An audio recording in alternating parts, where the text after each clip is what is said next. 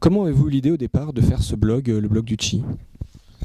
Alors, l'idée de faire le blog du Chi, elle m'est venue devant ma télévision. Je me suis aperçu que je râlais tout seul contre la langue de bois qui régnait en politique et ailleurs sur les journaux télévisés, quels qu'ils soient.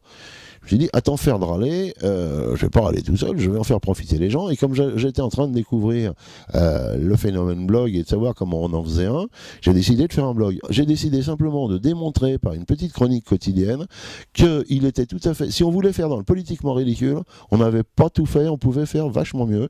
Et c'est ce qu'on a fait, et ça s'est démontré. Quel contact vous avez eu à l'Élysée avant ou au moment de la publication du livre?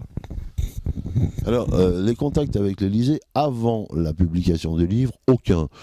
Comme je pense que les services de l'Élysée sont pas tout à fait nuls, je pense qu'ils avaient repéré, le blog a été ouvert sur l'internet le 9 février 2006, ils ont eu un buzz médiatique et ils savent ce que c'est, et je suis toujours pas en prison, donc mais avant de faire le livre, non, j'ai bien sûr pas contacté l'Élysée, parce que je voulais que ça sorte. Par contre, le premier exemplaire est parti à l'attention du président de la République, avec une dédicace parfaitement aimable et gentille, et une lettre qui commençait par « c'est avec un peu, Monsieur le Président, c'est avec un peu d'appréhension que je vous envoie mes bêtises ». Dans les commentaires, quelles sont les réactions des gens et est-ce que vous avez dû censurer certains commentaires, soit de partisans de Jacques Chirac, soit d'opposants à Jacques Chirac, pour diverses raisons?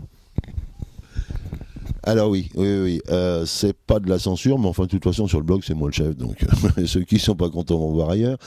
Non, oui bien sûr, les commentaires sont modérés, parce que je fais quand même parler un sosie ou un ersatz du président de la République. Je peux pas me permettre que n'importe qui mette n'importe quoi en ligne, donc je les lis et je les poste.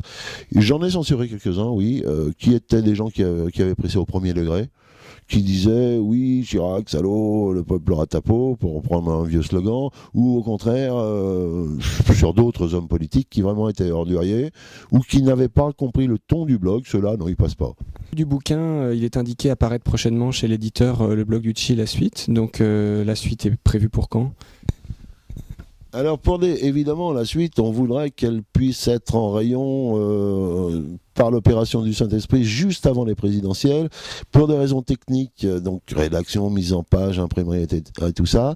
Elle sera en rayon donc début mars, c'est-à-dire un mois et demi, en gros un mois et demi avant le premier tour, pour que ça reste d'actualité, pour que ce soit motivant pour lire la suite avant les présidentielles et les législatives. Et elle couvrira la date à laquelle on s'est arrêté dans le volume 1, c'est-à-dire le 25 septembre 2006, jusqu'à mi-février 2007.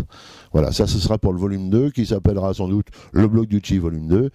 Quant au volume 3, qui est prévu et qui devrait être à la rentrée 2007, je pense à quelque chose comme Mémoire d'Outre-Chi, pour parodier Chateaubriand avec ses Mémoires d'Outre-Tombe, qui serait à partir du 17 mai 2007 0h, le président devenant un ex-président, il aura certainement des commentaires à faire sur l'action de son successeur.